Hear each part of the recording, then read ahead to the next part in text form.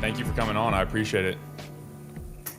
My pleasure. So, the first thing that jumps out about you to me is obviously, if anybody knows your name or your podcast, history is a massive part of you and your life. And I'm curious what it is about history that drew you in, because obviously it's like it's one of the main things in your life this far into it. So, what was it about history?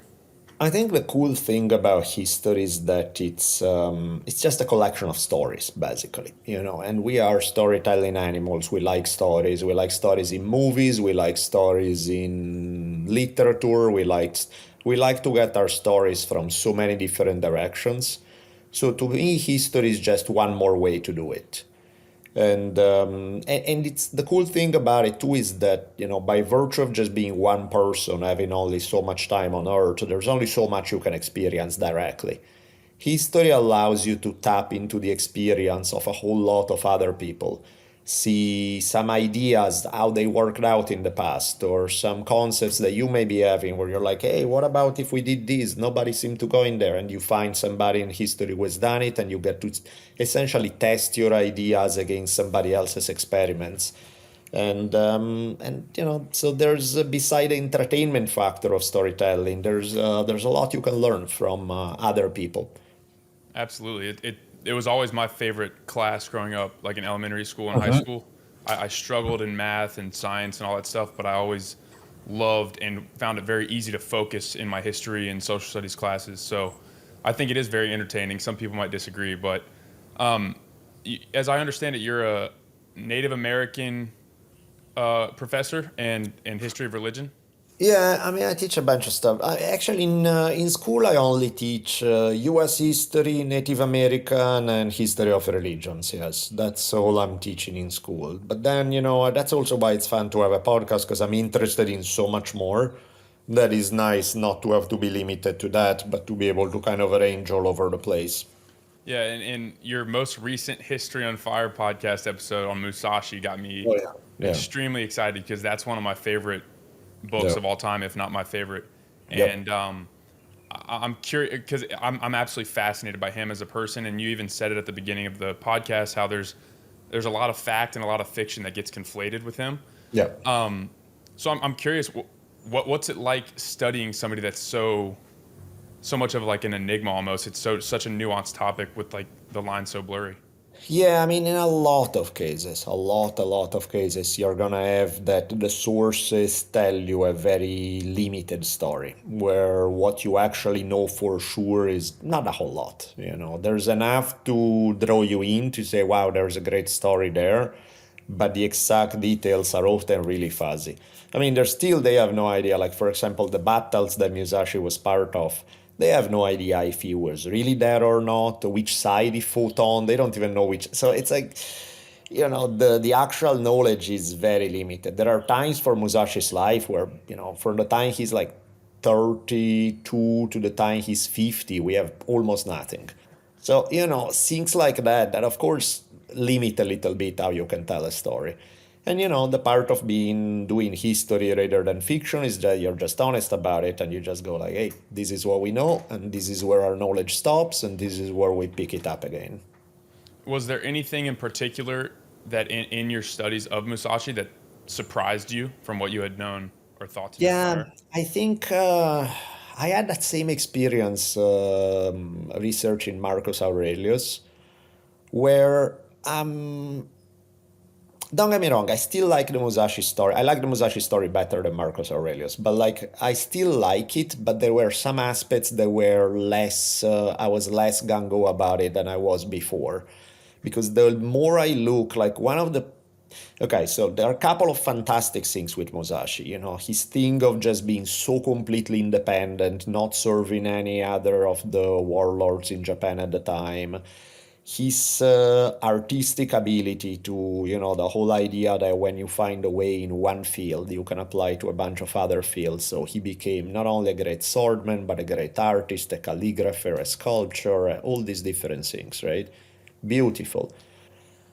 The part I don't like is how, for lack of a better term, loveless his life feel, in the sense that he's really just as next to no there's no family, there's no kids, there's not even really deep friendships, at least the way it seems to come up. It seemed like an extremely lonely path. And don't get me wrong, if you're gonna be in Musashi and live that life, you might as well then become this brilliant artist, polymath, whatever. But there's a part of me that feels like, what's the point of becoming this god in 10,000 different fields if ultimately it doesn't lead to you bringing happiness in day-to-day life to anyone else? It just feels like, something's missing here. And is that something that I'm interested by your comment about Marcus Aurelius. Is that something that you saw in that story as well? Even worse, because at Wow. least if at least with Musashi he had some disciples who loved him in some way. There's something we don't know a lot, so it's hard to tell, but it could be that he passed on a lot there. With Marcus Aurelius, the thing is that in his own writing, you get the feeling of a guy who really doesn't enjoy life, and everything he goes through is just out of duty. And it's all like duty to the empire, pleasure, pleasure is for weaklings. It's about duty. And these, no, all achievements, all memory, even the empire, all of that is like, well, it's all gonna disappear into dust any minute now. So none of these matters. So you get this feeling of like nothing matters. Human emotions are for weaklings. Oh, it's all about duty. And after a while, you're like, duty to what? Like, who cares at some point? Like, if you don't enjoy life, you don't think that anything really has this long-term value, what's the point? And then never mind the fact that even if he was about duty, he works like a dog all his life, only to leave the empire in the hands of his son, who's like the most incompetent emperor there is. And so he's like, what happened to your duty? Maybe spending a little time with your son and raising a halfway decent human being, that would have been a bigger duty to the empire. Never mind being a better father. Absolutely. And There's a go ahead.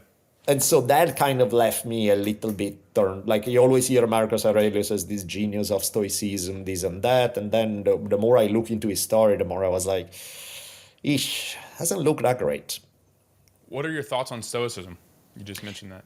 I mean, some Stoic ideas are great. Some Stoic ideas are brilliant. The problem I think with Stoicism is that people tend to take it too far, and Marcus Aurelius would definitely be a case study in that of just taking it way too far. Where not being thrown around by emotions or by external stimuli. That's fantastic. That's a key concept that everybody should develop.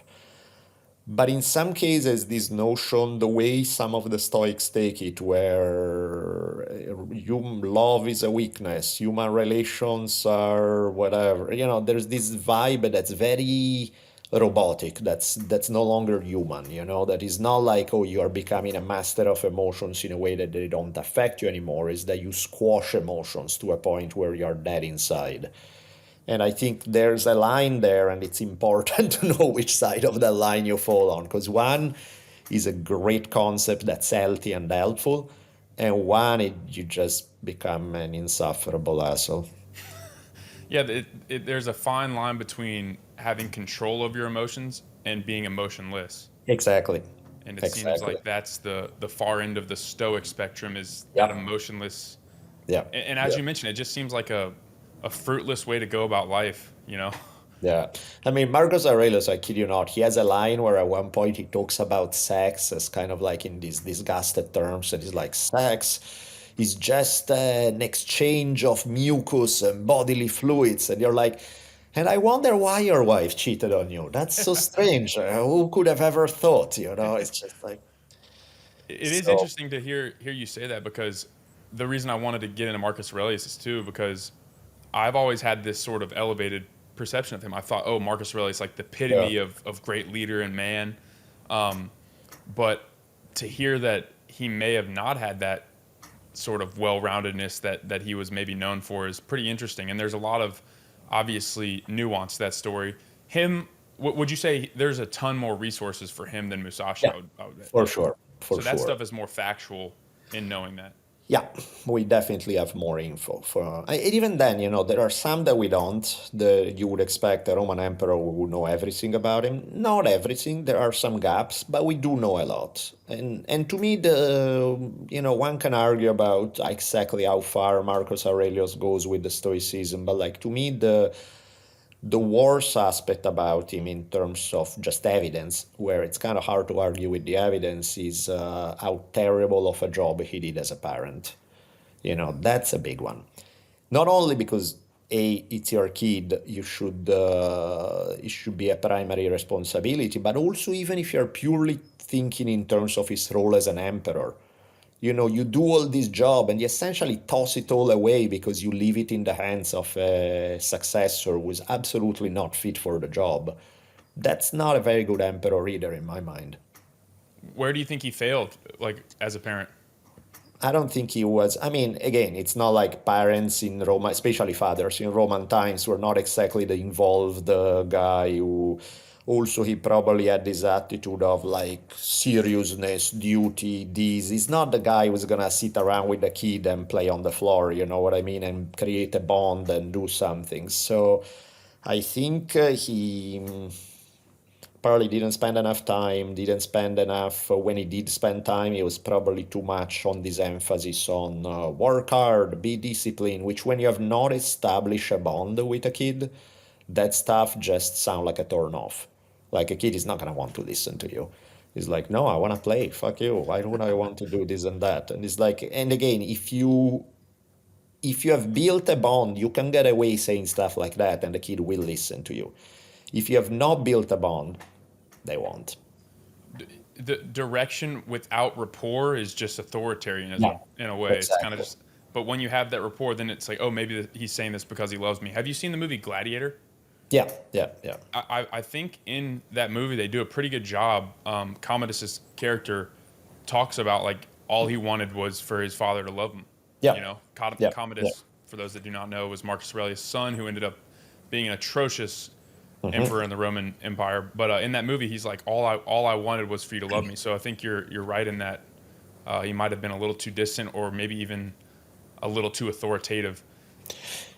Yeah. I The, think the, it's hard to tell because, of course, we don't know what the interactions were, but we do see what the result is, and the result is Commodus, and the result is terrible. So it's like clearly you screwed up. We don't know exactly how, but clearly something got screwed up in the process. so Stoicism too far in like the emotionless side. Musashi kind of on that same end of the spectrum. Mhm. There's another character that I had not heard of until I heard your name, which is Ikkyu Sojin. Do you mind giving like a brief a storyline of who that is? Sure, IQ is my idol. So EQ is awesome because he was born, I believe, it was 1394, so very end of the 1300s, illegitimate son of the Emperor of Japan. His mom fell out of favor at court, so she ended up putting him in a Zen monastery when he was 5. So he grew up in a fairly loveless environment because, no father, limited interaction with his mom in this strict Zen monastery. He, all evidence seems to point that he was absolutely brilliant in his grasp of Zen and art, and he was a great artist too, but that precisely because he liked Zen, he hated what the Zen establishment had become. And he felt that they were mostly a bunch of posers who didn't really understand. They went through the motions, but didn't understand the spirit behind it all. And so as he grew up, he becomes this extremely iconoclastic wild guy who's, in Zen, there was this tradition of, in order to be recognized as a Zen master, another master has to sign off that you are enlightened. So you have literally a certificate of enlightenment. And Iki was like, come on, man, just don't make me laugh. And he burned a certificate of enlightenment, which is the equivalent of going through like your PhD and then burning all your diplomas and not having a record of it. They try to rope him in by make him in the head of a monastery, and within a few days they can't find him anymore, and they find this poem that he left behind where he's basically saying, hey guys, a few days in this monastery and I'm just losing my mind, so anybody come looking for me, I'm either at the sake shop or I'm at the brothel. And his passion in no particular orders were Zen, women, and alcohol. And and he spent his life as a traveling teacher. He attracts a ton of people to him who love him, and some of them become the most important figure in Japanese cultural history, developing most of the Japanese art forms. So many people are tied to his inner circle. And the cool thing about him is that he seemed like a guy who really enjoys life. And sometimes when people break rules, they do it in a self-serving way where, it's the classic story of like the guru tells you to be free and is really doing it just to sleep with everybody's wife kind of thing, right? Yeah. EQ, you never hear that. Like nobody ever complains about him taking advantage, or he seemed like this really kind, sweet guy who's just a prankster and funny and weird and plays very fast and loose with the rules, but at the same time in a way that's is not abusive, is not, and he lives a really long life, has a huge impact on Japanese cultural history, and is sort of recognized as this symbol of freedom and happiness in a cultural context that was not easy in either direction. That's so fascinating. And the correct me if I'm wrong. Is he known as the rebel monk? Is that what that? Yeah, yeah, I mean, he was just wild Um, as hell. so there's like this idea of chaos on one end of the spectrum, order on the other, and then like we just mentioned, Marcus Aurelius, Musashi were probably not even probably were extremely far along on the order side. Yeah. It sounded like Icky. Is it Icky or Ikkyu? EQ. EQ Icky. is, I mean, he's clearly wild, but he keeps it together. Like, he seemed to have a life that's a hell of a great life, you know. He has actually very late in life, he ends up falling madly in love with this woman, and he has one of the most celebrated love stories in Japanese history. Because, like, for example, even on his official portrait, that was kind of a big deal in Zen circles. He has this portrait with this woman, which is a complete no-no in Zen circles. He's like, no, what are you doing? It's a weakness. He's like, fuck you guys. And so he's just, I don't know, he seemed to really have a blast in life. Yeah, it seemed like he's able to walk that line between order and chaos. And Yep. I'm curious if you have any insights or thoughts on how he was able to do that because it seems like the extremes are so appealing. So how do Yep. you think he walked that line? I mean, honestly, I think it's just is a constant balancing act. Like balance is a weird thing because people think like, oh, I avoid the extremes, so I stay in the middle and I'll find balance. And it's like, no, that's not it either.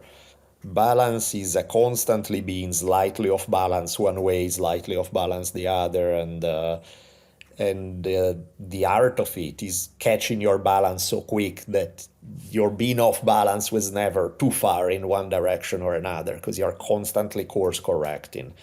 And I think it's hard for most people because you need to be aware all the time. You need to be aware that you are going off in one direction and course correct and constantly adjust. And I think people get lazy and they don't want to think about it so much, necessarily have that kind of self-awareness, and so they tend to become dogmatic about their preferences and tilt too heavy one way, too heavy the other, always avoid extremes, even when sometimes you would need more of an energy than the other. And I think it really boils down to laziness and dogma versus being awake and attentive to what's needed in that moment. What are because that's easier said than done, obviously. Completely. Way easier said than done. What are like practical lessons that you've taken from your studies of him, but also the other side, like Musashi and Marcus Sure. Aurelius? What are some practical lessons that you think that you've implemented into your own life, or that people can do the same to be able to walk that line? I mean, really, there is no substitute for awareness. Awareness is everything because it allows you to see what a situation is in that moment. I mean, even think about it in human relations, right? It's like anybody you care for or love, you need to be aware of where they are coming from. You need to be aware where they are at with their emotion in that moment. Because maybe you bring an energy or an idea or you say something that there's nothing wrong in a different context. But in that moment is really not what they need to hear. And so your ability to be able to recognize, or maybe you do say it and you see, oh, this is not what they need to hear. And then to be able to course correct, to understand where they are coming from and go like, okay, let's go plan B. Let's me try to recalibrate here. And so much of it is just being able to read people, but also just read the context around you and be sensitive, which again, easier said than done. None of these is the problem with this stuff is exactly what you said, like the easier said than done, right? There is no formula. There is no do A, B, and C and you'll be fine. It's like, no, it's not that simple. Is being extremely aware of what's going on and be able to adapt accordingly.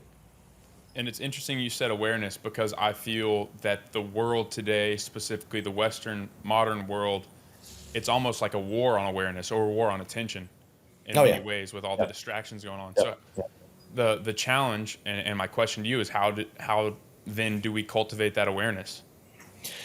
I'm interested in things like I always find it fascinating how a dog can smell you for 15 seconds and decide immediately if they love you or they start growling at you. And so this idea that somehow the dog is more magical than us, I don't think it's more magical. I think it has certain instincts that we stop trusting, that we stop paying attention to, that our over rational side taught us unless you have 72 reasons for feeling a certain way and proof and this, then it doesn't count, like it's a court of law or something. Instead, to me, it's key even to develop a certain body awareness, a certain reading body language, reading the emotion in a room. You know, like when you walk into a room and you are with somebody and you feel something's off. They haven't said a word, their face is normal, there's nothing, and you feel like something doesn't feel right here. And if you behave like everything is normal, stuff is bound to go wrong because and instead you have to start delicately digging to figure out what's happening, what it is, and the tidbits that they may give you, you already know that there's something there, so you're really gonna pay attention to see what's been left unsaid in that moment. And I think this is key in everything because again, you can have the best behavior, the best advice, the best words, but if they are said at the wrong time, they might as well be the worst advice or the worst behavior. It doesn't even matter like how good the message is if the context is wrong. Absolutely. I'm struck by what you said as soon as I brought up his name. You said he's your idol. What exactly is it about him in general that you want to apply to your life? Is it that like well-roundedness balance? Yeah, and I think he's a guy who is not a stranger to acknowledging the rough side of life. You know, when he was really young, at one point he almost killed himself. He went through a period where, he grew up in a very harsh environment with no parents. The beginning of the warring state periods in Japan kicked in about halfway through his life, and very harsh context. And yet his thing was finding a way to enjoy life in spite of it all. He has one line that I think is one of the coolest lines ever said, where he says, throw me into hell and I'll find a way to enjoy it. So he's not denying that, he's not like this superhuman, like I can control anything that happens to me. It's like, no, it's like stuff happens and there's nothing I can do about it. But I'm gonna work on finding a way to not just tolerate but to enjoy even harsh situations. And his sense of humor is awesome. He finds a way to laugh in just about any other situation. So I like the fact that so often sensitivity is seen as a curse. And we see it in plenty examples, right? There's always the stereotype of the tortured artist, because you're more sensitive than most, which means you suffer more than most. And that is real up to until you learn to also use that sensitivity in a way where it's not just a source of suffering. It can become also a source of extreme happiness and even finding a balance between. And so I like the fact that EQ is not the tortured artist. He has tremendous sensitivity, but ultimately is a guy who finds a way to enjoy his own life and make people around him happy, which is what more do you want? That's pretty much as good as it gets. Yeah, I agree. There's like the idea of these meditative monks sort of in a monastery their whole lives, which I'm certain the level of awareness that they achieve, Sure. enlightenment, that's why we call it Yep. that, it's probably hard for a fellow like me or like a regular guy to understand that. But what I love about this story is that he applied what he learned in his Zen practices to actual life. So it wasn't like Yep. this chamber of this echo chamber of meditation and Zen and tea and art. Like he actually went into the real world, Yep. and applied that awareness that he gained. And perhaps that's why he was able to balance, because he was so aware of, like when he was on this side, he's like, okay, I'm on this side now. I need to go a little bit this way, and then he could Hmm. figure it out. So that's a what a powerful story that is. Yep. My understanding, I think you mentioned it in that podcast, episode one on him, on History on Fire. You have a painting of his, is of him, The no, I mean I don't have anything. I'm thinking where, about what painting I may have been referring to. where he's like drinking wine from a lady or something like that. Oh, no, no, no. Oh, so that's no, that's one that that my lady did a piece of art about him. Yes.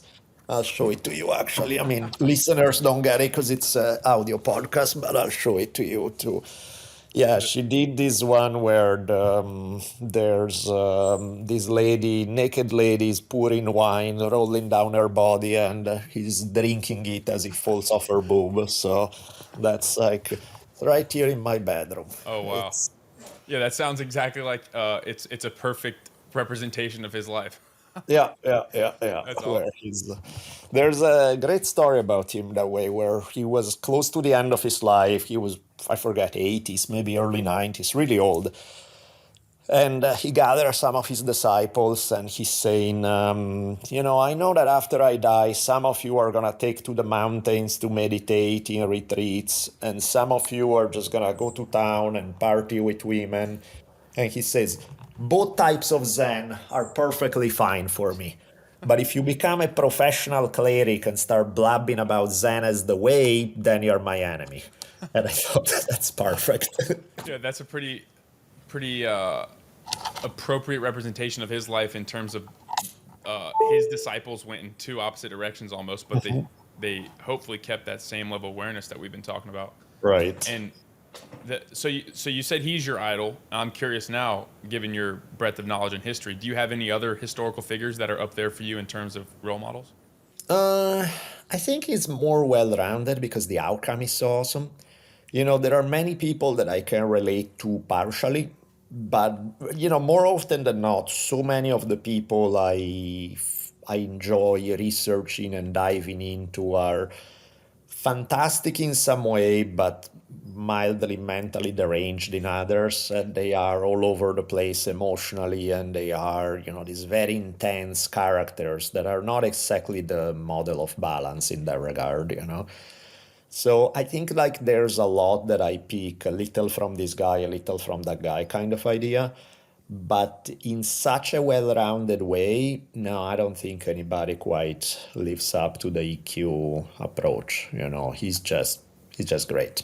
How old were you when you discovered his story? Fairly late. I think I got him in, must have been, as probably my early 30s, something like that. Did you know right away, like, okay, this guy speaks to me, like this Yeah, story? yeah. I think what happened was the way it worked out was I was reading a book by this guy Tom Robbins. Tom Robbins is a he's still around. He's like in his 90s. He's a novelist who wrote books like Still Life with Woodpecker, Another Roadside Attraction, Jitterbug Perfume. He's an hilarious writer. Like he's one of the best writers. He has a particular style. You really need to dig him too because he's so over flowery and over the top with his language. But he's really, really funny and brilliant. And I love Tom, so I really love his writing. I love Zen. I always read about Zen story and Taoism since I was a kid. And so I'm reading this Tom Robbins interview, and he talks about his absolute number one idol. If he had a time machine, where would he go? And he said, I would want to be in the 1400s in Kyoto with EQ and drinking. And I was like, a Zen guy that I don't know that Tom Robbins love. I need to find out more about him. So I started diving into the story and whatever source I could find in English, which wasn't a whole lot. And every tidbit I found, I was like, oh, this is getting better and better. It's like, there's always the moment where you find out something terrible about them and you're like, oh man, it was looking so promising. And nope, this one just went straight up, up, up, up, up constantly. And I was like, this look made up. Like it's too good of a story. That's awesome. Is there any particular resources other than your podcast series on him, but like any books or anything that you recommend somebody read if they want to learn more about him? There are some, the majority are either out of print or difficult to find. There's this guy, John Stevens, did a mini, I think he had a book where he had the story of these three different Zen masters, and EQ was one of them. So there was a mini bio of EQ. There's one that I found super out of print biography of EQ. There are a few things out there, but I think that was also part of the point of doing that podcast series was I'm gonna dig into these really fairly obscure sources and put together everything I can in a cohesive narrative. And so that was part of the goal because I know that it's gonna be very hard for many people to be able to access it all. I mean, you can, but it takes work. It's not like you just go on Amazon, you have this one perfect book and you're done. Yeah. So It's interesting too. I just thought about this. So Musashi lived several hundred years later than Ikkyu Sojin. yeah, he lived. Ikkyu was at the beginning of the Warring State period. Musashi was at the end. So Ikkyu died in I forget the exact date, but like late 1400s, whereas Musashi was born in the late 1500s. So Yeah. there's about 100 years between one guy's death and the other guy's birth. And would you say there's a lot more resources on Ikkyu or Musashi? Um, I mean, neither is packed with resources. There are clearly obscure aspects here and there. There may be, it's hard to tell. It's probably, what? I'm not sure. I would have to think about it harder before I say something stupid on that because neither one is like perfectly full of resources and neither one is just a blank slate. It's a bit of a mixed bag with both. So you've done podcast series on a number of people, like Teddy Roosevelt comes to mind, but Sure. where there's obviously a ton of resources on him that are like Yeah. factual accounts. What's it like on your end to create these podcast stories for Ikkyu and Musashi and Yeah. people like that? There's no real thing. Like, what's it like for you trying to draw that I line? mean, Ikkyu Musashi, there's enough that you just have gaps in the narrative, but there's enough to go on where, or at least, sometimes there's an agreement that something happened, but there are three versions of that story. And so I'll tell all the three versions. I'll be like, this is what some people argue, this is what other people argue. We really have no way of knowing which one was the true one. Take your pick kind of thing.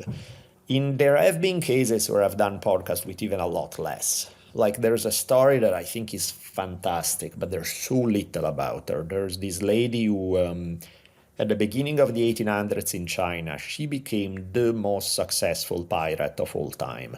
She, if you put together all the pirates in the Caribbean, there was probably about 5, 6, 7,000 pirates. She had under her own command 60,000 pirates who defeated the Chinese Navy, the British Navy, the Portuguese Navy. It got to a point where the Chinese government was like, okay, what do we need to do to make you stop? And she saw that, this is not going to last forever. Eventually, you're going to lose battles. So she cashed in. She went like, okay, give us a pardon for me and all my men, and we got to keep all our money. And the Chinese government was like, done. Now please retire. She was like, sure, no problem. And then that was done. So, ridiculously successful. And everything we know for sure about her personally could be summed up in probably 5 minutes or less. There's so little. We do know that she had a fairly hard life early on. She was a prostitute in Canton. She somehow ended up married to this pirate leader when he died. And again, we're missing such, like, he died and she becomes the boss, which is very unusual because it's like she clearly must have had a crazy, some quality, some leadership quality that some 60,000 tough badass pirates would acknowledge as like, yeah, we want her as our leader, which is not an automatic thing when, you're the wife of somebody. It's like, who cares? But like, clearly she had something that, and we don't know what it is. We know a little bit about some of the crazy adventures she was involved in, and we know how the deal with the Chinese government. That's it. That brings to mind the question of like how many other historical figures with insane stories like that are no longer like Yeah. accounted for. That's kind of a never-ending rabbit hole. That's kind of sad. Even because think about it, this is China, not like some place with no literature or no writing. They clearly write a lot. Early 1800s, so barely over 200 years ago. Not like 5,000 years ago in a culture where that's illiterate, where of course it's all gone, the specific stories.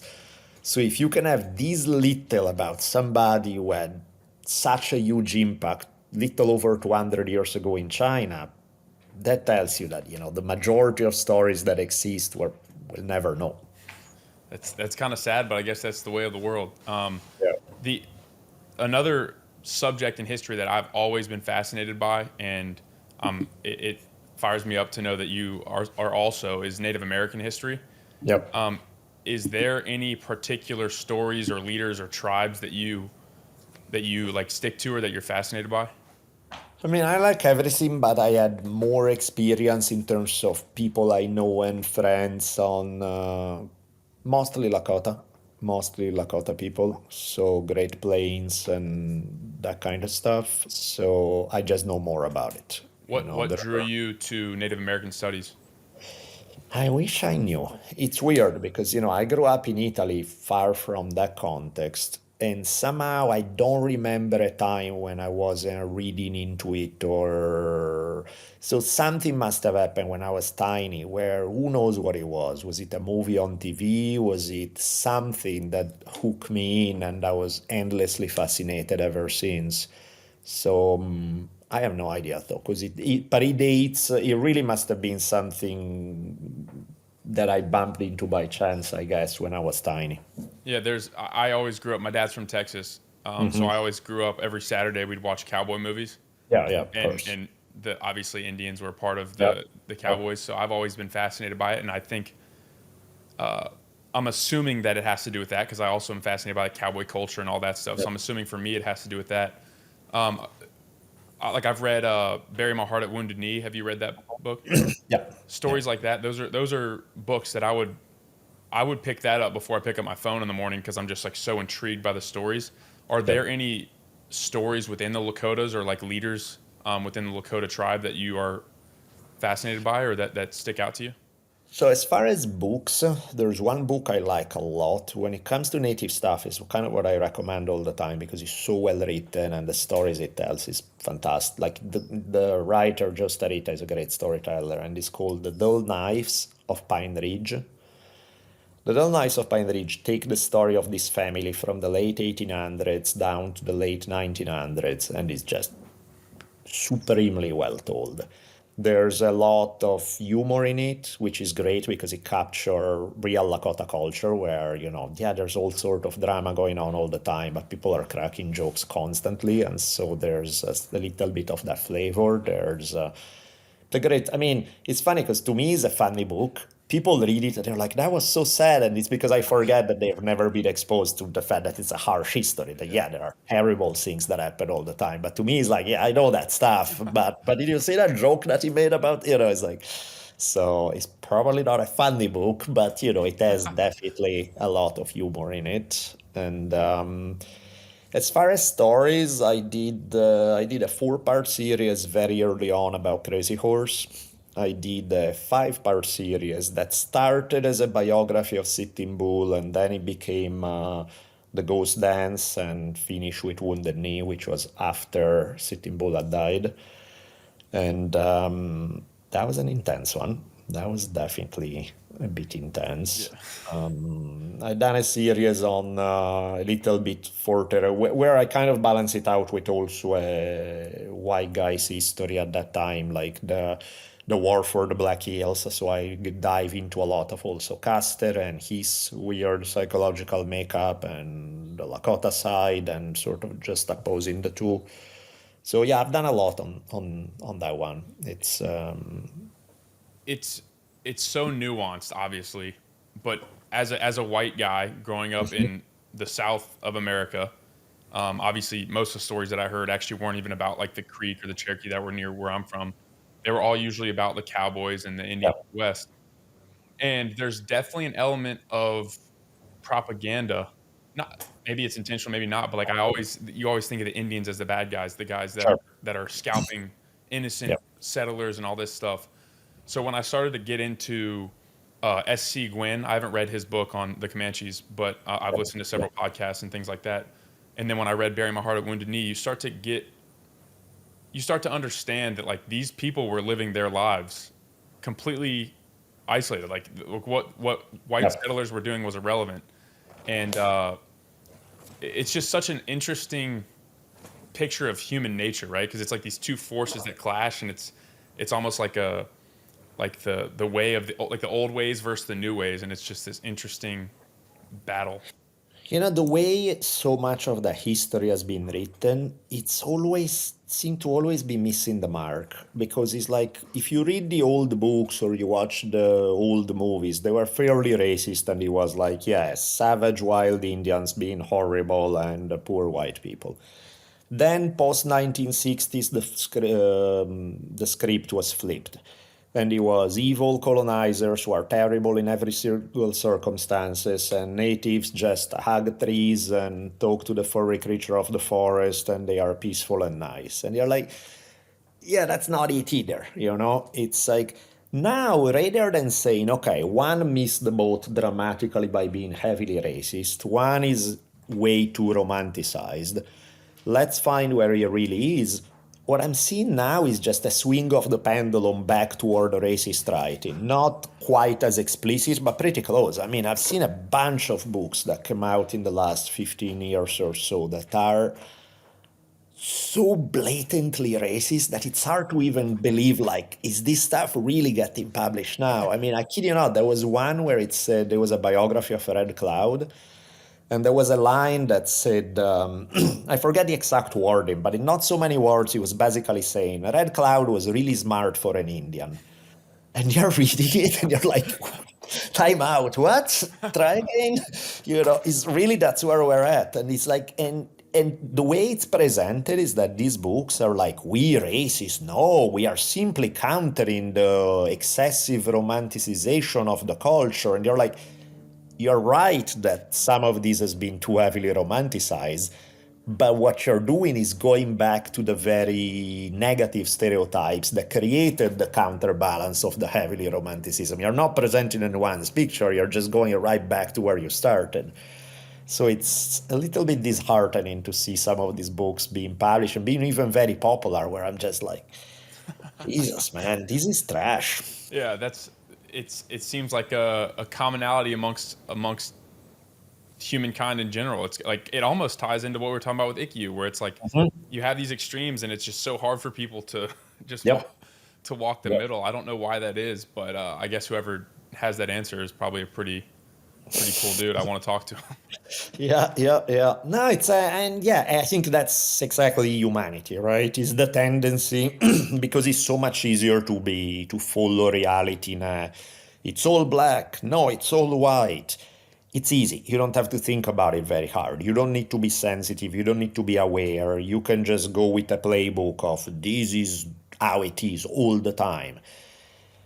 And of course, that's not how reality works. Reality is a balancing act, requires a tremendous amount of nuance, requires a constantly, this is true, and also this other thing is true. And, it's this, and most people are uncomfortable holding thoughts that seem to be going in two different directions at the same time. There's a quote. I can't remember who said it, but Noah Heisman, who I just had on the podcast, brought it up to me. Something about wisdom is being able to entertain a thought without accepting it, and it's that that's exactly what you're talking about. It's like you can look at this and be like, oh, let me see. Oh, wait, there is some truth. Let's go a little bit deeper. Whereas most people just like, nope, that's not even going to explore that at all because it challenges something about me. And then that's where the dogmatism comes in and is so deleterious. And in most stories, reality is complicated. So you rarely are gonna have, like, when you look at clashes between people or wars or something, almost never you're gonna have somebody who's 100% the good guys and the others are 0% of zero reasons. That, of course, does not mean that it's 50-50, because, anytime you introduce nuance, people are like, oh, you're just non-committal and not making a choice, and you're just saying it's all the same. And it's like, no, that's not what we're saying either. But saying that something is 80-20 is not saying it's all equal, the two sides are equal, but is also saying it's not 100-0. It's a little more complicated. These guys do have some reasons. They screw it up, they take it to a bad place, but they have a 20% where they are not wrong. And I think it's too messy for most people to go in that place. It's so much easier to have a good guys, bad guys story all around that it's too like these days is hilarious. I mean, it's terrible because of what's happening, but like it's wild to observe, like in the whole Israeli-Palestinian conflict right now. I see perfectly reasonable people I know will be clearly these guys are 100% right, and I'm just like, it's amazing how you somehow can recite every single thing that the other side has done wrong, and you're conveniently forgetting a whole bunch of other aspects of that story.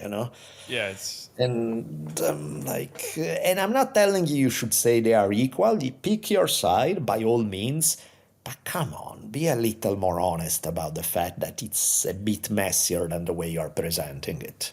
you said this word earlier, laziness. It's almost like intellectual laziness because it is so much easier to just pick your side. Whereas another thing that Noah Heisman brought up to me, and Jordan Peterson also brings this up a lot, so do a lot of people. But the idea of being able to articulate your opponent's argument more clearly than they can, because it's kind of just like if I can't understand your argument, then my argument's even less relevant, if that makes sense.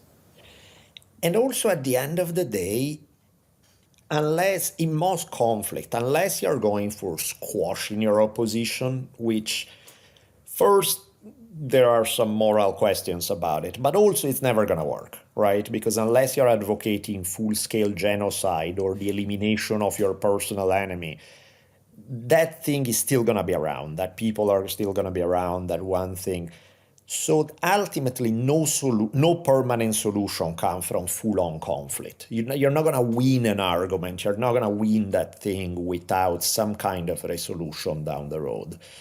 Ultimately, it's going to require some kind of diplomatic effort in that regard that allows you to, the only solutions that are lasting usually is if both sides are still around, you're going to have a compromise that everybody can live with. If somebody cannot live with the compromise, that's not a solution. That's gonna be, you're gonna do round two and round three, and it's gonna pop up again and again and again. So to me, even thinking too hard in terms of right and wrong, after a while it gets pointless. It's like, do we want to solve a situation, or are we trying to score points to come across as the good guys? It's like, and of course, again, speaking of things that are easier said than done, this is way easier said than done, because there are some people for whom diplomacy or compromises are not an option. And so what do you do with people who don't give you that option? Okay, that's when things get considerably harsher, right? You mentioned on a it might have been on a Rogan podcast. You said it's hard to be a pacifist around people who aren't. You And that's can't. exactly what you're talking about. You absolutely cannot. That's why you need to be able to speak more than one language. It's like being the diplomatic sweet guy who's trying to see the other person's side and trying to come to a resolution works great, as long as you have somebody who is at least mildly inclined to play by the same rules. Even if they give you a tiny room to play with that, okay, we can work with it. But with somebody who gives you none of that, you need to be able to pull out the other. Like, what was the Roosevelt quote? Speak softly and carry a big stick. Perfect, Yeah. right? It's like you need to be able to speak both languages that way. It also ties into the idea it's better to be a warrior in a garden than a gardener in a war, right? Right, right, right. It's Yeah. and you mentioned in that podcast the example of the Puritans and the on Plymouth and Marymount, and you were Yep. exactly right in that if the people of Marymount were able to speak that other language, maybe they'd still be Yep. around. Maybe their culture wouldn't have been disseminated. So once again significantly easier said than done. And that's, I think, is what's cool about all those stories where you see somebody who can turn it on, who can be an absolute badass in the more warrior way, but at the same time chooses to be mellow and sweet and diplomatic. And like those are those great stories where you see that ability to just keep that in your back pocket. It doesn't have to be to the forefront. It doesn't, it's precisely because you know that you have a certain level of strength, you can afford to negotiate more and give in more and be more flexible because you know that at the end of the day, if needs be, you can turn on the other side. Whereas if you're only coming from a place of peace and love, when all that gets rejected, then what? Then what do you do? And if you have no plan B, you're kind of screwed. Yeah, that's it. My understanding is you're a martial artist, correct? Yeah. What do you train? Trained a bunch of things because I trained for over 30 years in one thing or another. So I these days is mostly jujitsu and judo, Sure. more grappling, but yeah, I've done a ton of things. Jiu-jitsu has been my I played baseball in college, and then Hmm. basically when I stopped playing, I had to find something. So jiu-jitsu has been my physical pursuit more or less over the last year and a Yeah. half. And the reason I bring that up is I've heard it from probably dozens at this point of black belts and Yeah. high-level jiu-jitsu practitioners that when you the more you learn, the better you become at jiu-jitsu or fighting, Hmm. Yeah. the less you fight, Sure. the less you want to. But the Sure. important thing is you have the capability. Right. So it's that interesting nuance that we keep talking about. Yeah, because you got nothing to prove at that point. It's like, come on, let's not, we don't need to go there, you know. Okay. But if we really want to, we can't, but it's really not in anybody's interest. Yeah, and it's fun because, it's like even that, like, the black belt, like I have black belts in jiu-jitsu and judo, but I'm like, it's like there's 10,000 more things that I can learn in this art. Like, I feel like clearly I know more than the white belt who walks in. It's like I look like a god, but then compared to somebody who's at the peak of the game, I know nothing. My jiu-jitsu coach in Atlanta told me that when he got his black belt, his coach said, "Welcome to jiu-jitsu," and he's like, "What are you Yeah, talking about, man? I've been pretty doing this for much. 10 years." Yeah, But it's really yeah, it's like this the the more you know, the more you realize you don't know. yeah, yeah, totally. There are levels to the game for sure. The I want to touch on the Drunken Taoist as well. Sure. That's well, first off, that's brilliant branding. That's a phenomenal name because that's just it immediately draws you in. Like, what the hell is this guy Right. talking about? What's the story behind that? So the way it started with podcast for me was weird because I got thrown into the deepest end of the pool by chance, pretty much. It was back in late 2011. I'd written a book and I found myself. I got booked on going on Adam Carolla's podcast and and Rogan podcast, and those were my two first podcast experience where I had never even listened to a podcast at that time. I remember walking in. I think Rogan may have been the first one, and I walk in and Joe wasn't there yet, and there was Brian Redban, and I asked him, okay, I have a vague idea of what we're doing, but podcast, like, what are we doing? And he was like, it's like radio, but you can cuss. And I was like, cool, I got it. We're good. So, because I had no idea about the reach of the medium, and, of course, Joe was already back then probably the biggest podcast around, let alone now. But like one of the things that happened was after the first time I was on Joe's podcast, I spent 3 days, almost all day, replying to people's emails, where I got so many messages from people that I was like, whoa, that's a lot of people who listen to this stuff. That's crazy.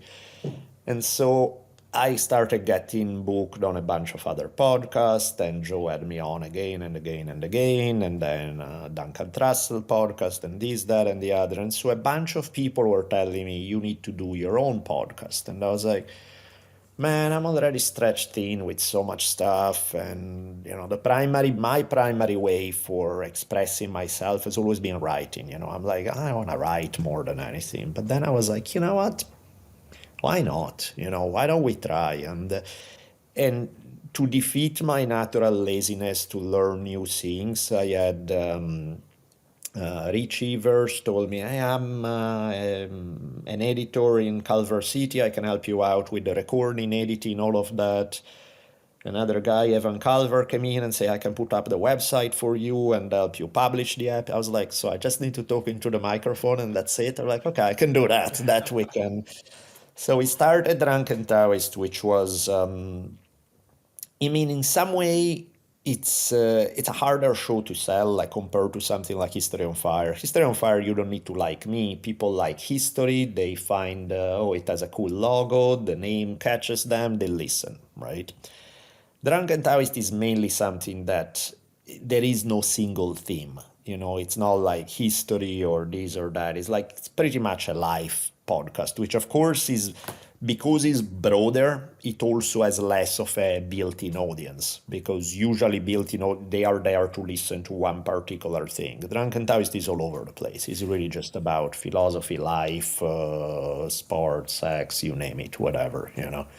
So it's whatever we're in the mood to chat about, whichever guest we happen to have, and there's no single running theme. What is Taoism? To me, Taoism is, as far as way of looking at the universe and understanding the world around us, to me, Taoism is it, in sense that Taoist principles, Taoist philosophy is not something that I need to believe or something that require, to me, it just explains perfectly the way things are. Everything we've been saying about balance in today's conversation, that's straight up Taoism, right? There's this whole philosophy of the yin and yang, things in constant motion, everything is context driven. They are all things that you find in Taoist philosophy. So to me, Taoist philosophy is beautiful because you don't have to believe it. Hell, you don't even need to know that it's Taoist philosophy, but you're probably applying it every day anyway. So I find it very fascinating because it explains so much of the world around us. And do you guys actually get drunk? Do you- We occasionally have that, but most of the time, no.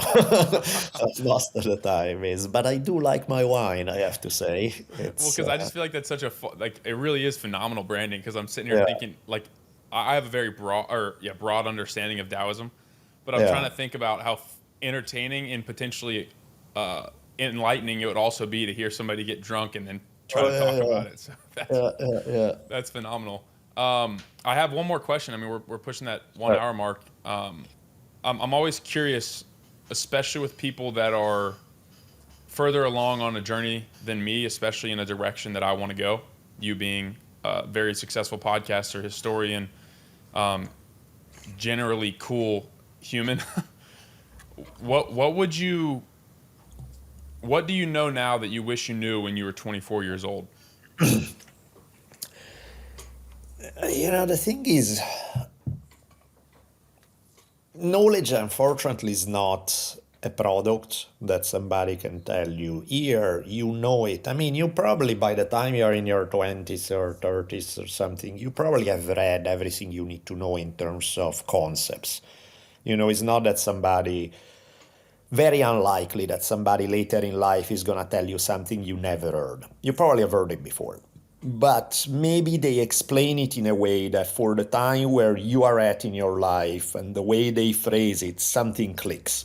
And it goes, oh, but it's not oh because you never heard it. Is I've heard that 27,000 times, but I never heard it explain it that way, and I was never in that place to really hear it to another level. So unfortunately to me, there is no something that some secret that somebody can reveal to you and you go like, oh wow, I never knew. It's more like your personal development, running in the right stimulus at the right time, phrasing it in a way that touches the right nerve will make that knowledge that you probably have already click in a way that it really become yours. Perhaps in what you just said is a pretty good answer. Honestly, seriously, I really mean that. That's something to think about in and of itself. But yeah, we're at the hour mark, Danielle. I really appreciate your time. This is a fascinating conversation. History on Fire, Drunken Taoist. Anything else that anybody needs to know about where they can find you? No, I think that's a great. I started just for the hell of it. I started a Substack that's mostly free. I only put a few things behind the paywall, but everything I write there is free, and it's just I put like some bonus episode for History on Fire aficionados behind the paywall, but even just the free stuff has plenty. So yeah, that's something I have. I did also. I started recently a YouTube channel where in addition to putting some old episodes of History on Fire where it's audio only, we did, we're gonna do more, but we created like two or three like mini docs where we do tell a story in, I don't know, 15, 20 minutes, but also with a bunch of stock images and things that make it a little more documentary-like. The first one we did, speaking of drunkenness, that was a fun one. I did Alexander the Great drinking misadventures because the Oh, guy drank like it was ridiculous how much he drank, and he regularly things ended up badly usually. Like he burned down a city while he was drunk before remembering that it's his city, and then got into a drunken argument with a friend and shoved a spear right through him, and yeah, it gets pretty bad. And at one point, for the death of a friend of his, they organized this feast, which of course means a drinking contest. And to give you an idea of how hard these guys drank, some 40 plus guys who participate in the drinking contest die of alcohol poisoning, and the guy who wins die of alcohol poisoning 3 days later. So it's just, that's fascinating. Wow, that's on yeah, YouTube. I'll go check that out right now. yeah, That's yeah, hilarious. yeah. Right So, on. yeah. Well, thank you very much for your time, Danielle. I appreciate it. Yeah, hope you have a good day. Have a great one. Take care. And with that, I hope y'all enjoyed the conversation with Danielle. What an interesting guy with a incredibly broad spectrum of knowledge and interest. I especially thought the story of Ikkyu Sojin was fascinating. It's not a very well-known story, and I'm excited to look into that one more. I hope y'all found some value in this. Check him out on his Substack, his YouTube channel, his podcast, History on Fire, as well as Drunken Taoist. He is a fascinating human being, and I think we could all learn a lot from diving into his work. So until next time, stand firm in the arena.